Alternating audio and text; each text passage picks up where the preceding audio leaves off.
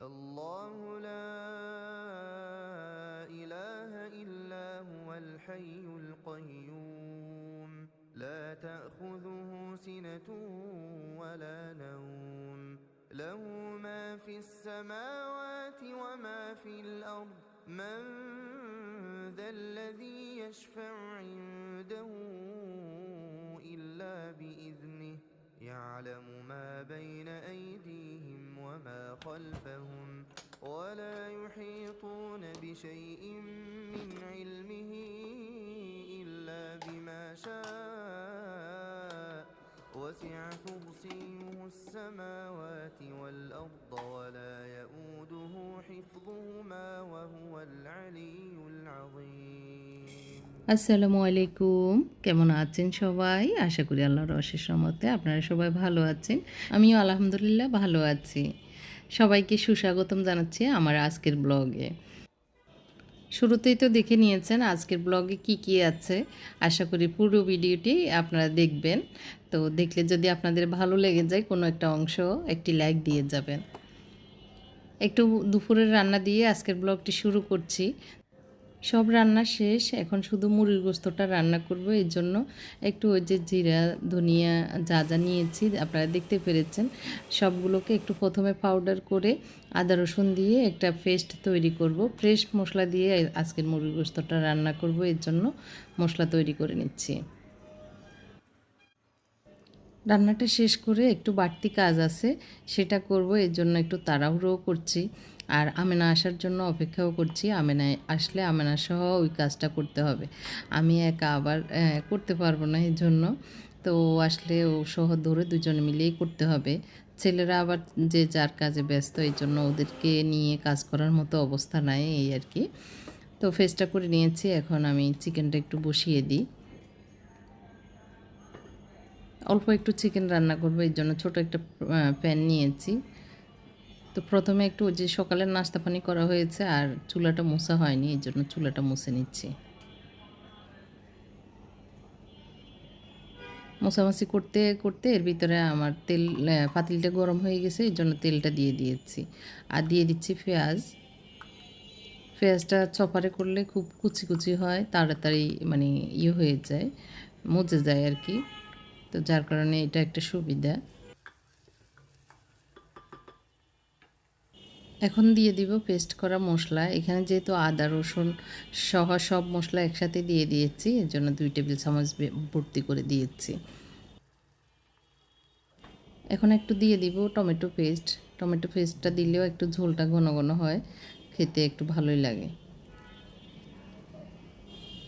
এই টমেটোগুলো আমার ডিপ ফ্রিজে ছিল, ডিপে করা, তো ওগুলিকে বের করে পেস্ট করে নিয়েছি, যার কারণে ইউজ করতে খুবই সুবিধা হয়। আর এই দিক দিয়ে একটু দুধ বসিয়ে দিয়েছি। এর ভিতরে মশলাগুলো কষানো হয়ে গেছে, সফট হয়ে গেছে সুন্দরভাবে। তো এখন দিয়ে দিব গুঁড়ো মশলাগুলি। এখানে এলাচ, দারচিনি, একটু লবঙ্গ আর নিয়েছি কালো গোলমরিচ, আর একটু দিয়েছিলাম দারচিনি পাউডার আর একটু হলুদ। এখানে আগে থেকে আমি লবণ আর মরিচ পাউডার দিয়ে ম্যারিনেট করে রেখেছিলাম মুরগি গোস্তগুলি, গতকালকেই করে রেখেছিলাম। তো এর জন্য আর গুঁড়ো মরিচ দিইনি, প্রয়োজন হলে পরে একটু দিয়ে দিব। এগুলি হতে থাকুক, আর এদিক দিয়ে নাস্তা খাওয়ার পরে যেই থালা বাসনগুলি হয়েছে সেগুলি একটু ধুয়ে নিই। তো আমার যে রেহানা, ও প্রায় 16-17 দিন আসে নাই, যার কারণে এই কাজগুলি আমাকে বাড়তি করতে হয়েছে। প্লেট বাটি ধোয়ার জন্য ওকে সকালের নাস্তা সহ একটু কুটাকাটি, মানে সকালের 2 কাজ ওকে দিয়েছিলাম, যখন যেটা হতো দিয়ে করাতাম আর কি। তো অসুস্থ হয়ে পড়াতে আর ওর কাজগুলি আমার উপরেই পড়েছে। তো আসলে যে করতে পারি না তা না, করতে তো পারি, কিন্তু ওই যে বিজনেসের কাজ, ঘরের অন্যান্য কাজ, আবার ভিডিও এডিটিং সহ এই যে চ্যানেলের কাজগুলি করতে গেলে, এইসব কাজ করতে গেলে একদমই হিমশিম খেয়ে যায়, যার কারণে আমার আরও কাজের চাপ বেড়ে যায় আর কি, মানে অসুস্থ হয়ে পড়ি। সকালের কাজের জন্য যে কোনো কাউকে রাখতে হয় এই আর কি। যাই হোক, তারপরেও যেহেতু আমার রেহানাটা অনেক ভালো মেয়ে, তো এর জন্য ওদেরকে তো আর ছাড়বো না যতক্ষণ ওরা সুস্থ আছে বা কাজ করতেছে, বা যতক্ষণ ওরা ইচ্ছা করে না যাচ্ছে। তো ততক্ষণ আমি ওদেরকে রাখবো। তো এই কিছুদিন ওদেরকেও তো আমরা সহযোগিতা করতে হবে, সেই হিসেবে এই কাজগুলি এখন আমার ঘাড়ে পড়েছে আর কি। তো যাই হোক, করে নিচ্ছি, অসুবিধা হচ্ছে না। আসলে এইসব কাজ তো আমরা করতে করতে অভ্যস্ত, অসুবিধা হয় না। তো একটু কষ্ট লাগলেও হয়ে যায় আর কি। তো দেখতে পাচ্ছেন অনেকগুলো দোয়া পাটলা জমেছে। তো এগুলি ধুয়ে টুয়ে এখন আমি আবার রান্নাটা দেখে নিচ্ছি পাশাপাশি। আর ওই যে আমেনা এর ভিতরে এসেছে, ওকে সহ নিয়ে এখন আগে আমি যে কাজটা মাথায় রেখেছি সেটা করতে যাব। এর ভিতরে দুটো ফুটে উঠেছে, আল্লাহর রহমতে আজকে পড়েনি। আমি চুলা অফ করে দিয়েছি আর এখানে জল দিয়ে রান্না করে নিচ্ছি আর কি। আর একটু মোছামাছি করে নিই, তাহলে আর রান্নাঘরে আর ঢুকতে হবে না। রান্না শেষ, ভাত ডাল সবজি এগুলি হয়ে গেছে অলরেডি। তো আমার অনেক দিনের একটা শখ, সেটা হলো একটা ওয়ালকে সুন্দরভাবে ডেকোর করা। পিন্টারেস্টে এই মানে এই ধরনের ছবিগুলো দেখে আমার খুব ভালো লাগে। তো আসলে অনেকে আছেন একদম ঘরকে ফাঁকা রেখে হোটেল স্টাইলে ওইভাবে সাজিয়ে রাখতে পছন্দ করেন। আবার অনেকে আছেন একদম ঘরকে নিজের মতো করে ওই যে আপনারা যে বলেন হিজিবিজি করে রাখা, এরকম পছন্দ করেন। তো হয়তো আমি ওই রকম দলে আর কি হিজিবিজি করে রাখতে পছন্দ করি। সেটাই, এই ওয়ালটা আমার টার্গেট। আমি যখন রান্না করি চুলার থেকে বা রান্নাঘর থেকে এই ওয়ালটা আমার চোখের সামনেই থাকে, অপোজিট সাইডে আর কি। তো এটাকে একটু ডেকোর করব, মানে একটু সুন্দর করে সাজাবো, এটা অনেক দিনের একটা স্বপ্ন। তো সেই জন্য আমি একটু নিয়ে নিচ্ছি এখানে পানিতে দিয়েছি একটু আটা। আর আটা দিয়ে এটা একটা ঘাম তৈরি করব। আমরা ছোটোবেলায় এরকম কেউ করছেন কিনা জানি না, আমরা ছিটির খাম বানাতাম। তারপর বিভিন্ন নৌকা, তারপর কী অনেক কিছুই বানাতাম এইসব ঘাম তৈরি করে। তো সেরকমই গাম তৈরি করে নিয়েছি। ওই যে ওয়ালটাকে একটু ডেকোর করার জন্য আমি একটু ওয়ালপেপার দিব। তো ওয়ালপেপার কিনতে হবে না, আমি প্রায় 2023 সালে যখন উমরা করতে গিয়েছিলাম তখনই আমি সৌদি আরব থেকে এই ওয়ালপেপারগুলি এনেছিলাম। তো ওখান থেকে একটু ওয়ালপেপার আমার ওই যে নিচে ভাইয়ের বাসায়ও লাগিয়েছি। বাকি অংশটা মনে হচ্ছে যে আমার ওই ওয়ালটাতে, যে ওয়ালটা দেখিয়েছিলাম ওই ওয়ালটাতে দিব। তো ওই ওয়ালে কিছু ছিদ্র আছে, সেগুলি হচ্ছে আমার লাগবে, ওগুলি আবার মোছা যাবে না। ওগুলি আগে থেকে যে জিনিসগুলি ছিল ওগুলি আবার রাখতে হবে। জাস্ট ওয়ালপেপারটা দিব এইটা। আরেকটা রেড কালারের আছে, এটা এখনও প্রয়োজন হচ্ছে না, এটা ভাবে থাকুক। আর এটা দেখতে পাচ্ছেন একটা কনসোল টেবিল, এটাকেও আমি কাজে লাগানোর জন্য ওই উপরেরটা ফিক্সড না করে আমি মিস্ত্রিকে বলেছি এভাবে মানে আলাদা রাখো, যাতে করে আমি জিনিস ভিতরে রাখতে পারি। বক্স করে ফেললে তো আর জিনিস রাখা যায় না। তো এই পেপারটা দিব, যদিও একটু কম আছে, পুরো ওয়ালে হবে না। তো যতটুকু হবে ততটুকুই দিব।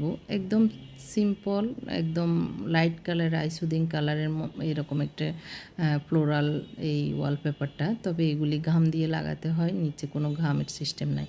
তো আমি প্রথমেই মাপ দিয়ে পেপারটা কেটে নিচ্ছি আর কি, যতটুকু আমার লাগবে। তো আমার এই ওয়ালের নিচের অংশটা হচ্ছে বর্ডার করা এবং নিচে ওই যে বিট করা আর কি। তো বিটের অংশটাতে দিব না, জাস্ট নিচের অংশটা, উপরের অংশটাতে দিব। ওই যে গামটা ফ্যানের নিচে রেখে শুকিয়ে নিয়েছি।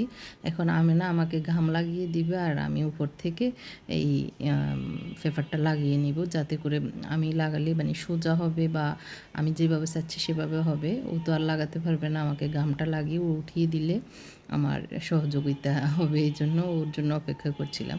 তো লাগিয়ে আমি আবার একটা রুমাল দিয়ে ভালো করে মুছে নিচ্ছি, যাতে বাবল না থেকে থাকে, ভিতরে বাতাস না ঢুকে থাকে, আবার সুন্দর স্মুথলি লেগে যায় আর কি ঘামগুলি। তো এর জন্য সুন্দর করে একটু লাগিয়ে দিচ্ছি। আর উপরে নিচে যে বাড়তিগুলো থাকবে সেগুলি আমি পরে একটু শুকালে কেটে নেব আর কি। এরকম বাড়তি আছে, একটু বাড়তি করে কাটতে হয়, না হয় বেশ কম হয়ে যায়। তো পুরো ওয়ালটা তো আর হয়নি, মাঝখানে লাইটের যে অংশটা ওইটার আশপাশ মিলিয়ে যতটুকু হয়েছে আমার মানে মনে হয়েছে এতটুকু দিলেই হবে, ততটুকুই দিয়েছি। কারণ এর বেশি আর গাম না সরি ওয়ালপেপার ছিল না। তো এখন যে ফুটাগুলো ছিল সেগুলিতে আমি স্ক্রু ঢুকিয়ে নিচ্ছি, নিচে তো রয়্যাল প্লাগ দেওয়া আছে। তো এইখানে যে লম্বা চিকন দেখতে পাচ্ছেন শোপিস রাখার একটা স্ট্যান্ড, এটা আমার প্রায় 10-12 বছর আগের একটা স্ট্যান্ড, আড়ং থেকে মনে হয় নিয়েছি। তো সেটা দিয়েছি। আর এটা তো দেখতে পাচ্ছেন, এটা আমি ইন্ডিয়া থেকে এনেছিলাম গত বছর। তো সেটা দিয়েছি। আর এটার উপরে একটা আমি সেলফ বানিয়েছি কিছুদিন আগে, ওই যে ওয়ারড্রপের কাজ করেছিল তখন। তো সেটা লাগাবো। তার আগে এই নিচের অংশটাতে আমি চাচ্ছি একটু কালার করতে। এতদিন তো সাদা, আমার ঘর পুরো সাদাই আছে। আমি প্ল্যান করে রেখেছি প্রথমে একটু সাদামাটা থাকবে, তারপরে ধীরে ধীরে এক একটা ওয়ালকে, এক একটা জায়গাকে আমি আমার মনের মতো করে সাজাবো। তো সেই হিসেবে করছি। আর এর ভিতরে রঙের কাজ করছিল গত 2-3 দিন থেকে। ওই যে ওয়ারড্রপটা বানিয়েছি সেটার কাজ, আরও টুকটাক জিনিস ছিল সেগুলো একটু করিয়ে নিচ্ছি। 2-3 দিনের কাজ ছিল আর কি। তো এই যে সুন্দর একটা কালার, ফ্লোরাল যে সবুজ টাইপের কালার, পেস্ট সবুজ টাইপের কালার, বিটের বা পাতার যে দেখতে পাচ্ছেন ওই কালারটা আমি করব। এই যে বোতলের যে কালারটা আছে, তো সাদার সাথে মিশিয়ে বেশি ডিপও করবো না, আবার বেশি লাইটও করবো না, এরকম একটা কালার চাচ্ছিলাম। তো আমার এই রং মিস্ত্রিগুলা, মজবুর মিয়া, উনি আমি যেরকম চাই উনি আবার বুঝে কোনটা আমি চাচ্ছি, সেই হিসাবে উনি করে দেয়। তো এই যে একটু প্রথমে হালকা করে দিচ্ছে, মানে মিক্স করার সময় প্রথমে হালকা, তারপরে যতটুকু আমি যেরকম চাচ্ছি সেরকম করে নিয়েছে। তো প্রথমে এক কোট দেওয়া হয়েছে, এরপরে আবার দিবে, তারপরে আবার দেখাবো। তো ওনার ছেলেও কাজ করতেছিল, তো ও এখন এসে এই বাকি আবার করতেছে। তো এটা শুকানোর পরে একটা সুন্দর কালার আসবে, যে কালারটা আমি চেয়েছিলাম সেই কালারটাই আসবে ইনশাল্লাহ। তো এরকম একটা কালার করে নিচ্ছি। এটা কিন্তু আমার রুমে, আমার এর সাথে ওয়ালপেপারের সাথে আমার চেয়ারগুলোর প্রিন্টের যে কালারগুলি আছে সেগুলির সাথেও ম্যাচ হয়, এরকম একটা কালার দিয়েছি আর কি।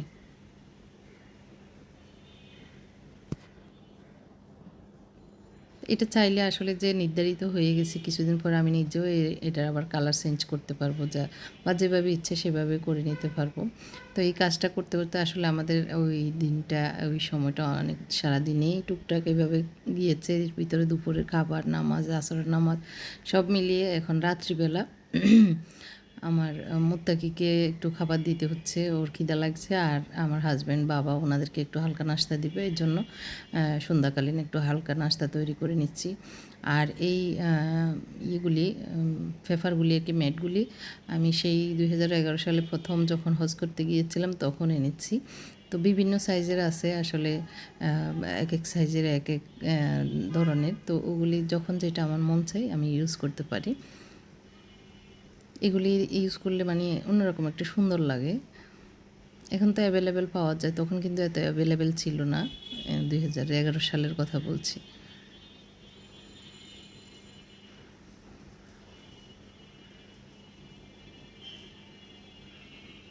তো এই তো নাস্তা রেডি করে নিয়েছি। আর একটু ওই যে মুরগি গোশত দুপুরে আর ওরা খায়নি, এখন মুত্তাকিকে একটু দিব রুটি দিয়ে। ও বললো যে ভাত খাবে না, ও রুটি খাবে, দুপুরে ভাতও খায়নি, ও বাসিটিতে গিয়েছিল। তো রুটি ছিল, আমি সকালে বানিয়েছিলাম, সেই রুটি দিয়ে দিচ্ছি আর কি। তো যে ওয়ালটা আমি ওয়ালপেপার দিয়েছি এবং কালার করেছি সেটা অন্যরকম একটু সাজাবো। তো সেটা সামনের কোনো এক ব্লগে দেখাবো ইনশাআল্লাহ। সে পর্যন্ত আপনারা অপেক্ষা করবেন। যারা আমার মতো ঘর সাজাতে পছন্দ করেন, ঘর সাজাতে পাগল, তাদের ভালো লাগবে। আবার কেউ অনেকে মনে করেন অযথা এত প্রতিদিন কী জন্য ঘর সাজায়, তাদের জন্য একটুও ভালো লাগবে না। কারণ কেউ আছেন একদম সিম্পল পছন্দ করেন, মানে এত অতিরিক্ত কাজ করতে পছন্দ করেন না, এইসব ঝামেলায় যেতে পছন্দ করেন না, তাদের ভালো লাগবে না। নিকনিক জিনিস দিয়ে ঘর সাজিয়ে রাখলে আবার এটাও অনেকে মনে করেন ঘরকে দোকান বানিয়ে ফেলছে। তো এটা এক একজনের এক এক থিম। আমার যেটা ভালো লাগে সেটা আমি করব। আমার মনের খোরাক যেটা, সেটা আমি মনকে খোরাক দিবই, যে যাই বলুন না কেন। তো আসলে আমার ভালো লাগা যেটা সেটা আমি করবই, এই আর কি। যাই হোক, অনেক কথা বলে ফেলছি। সবাই ভালো থাকবেন, আমাদের জন্য দোয়া করবেন। এ পর্যন্তই ছিল আজকের ব্লগটি।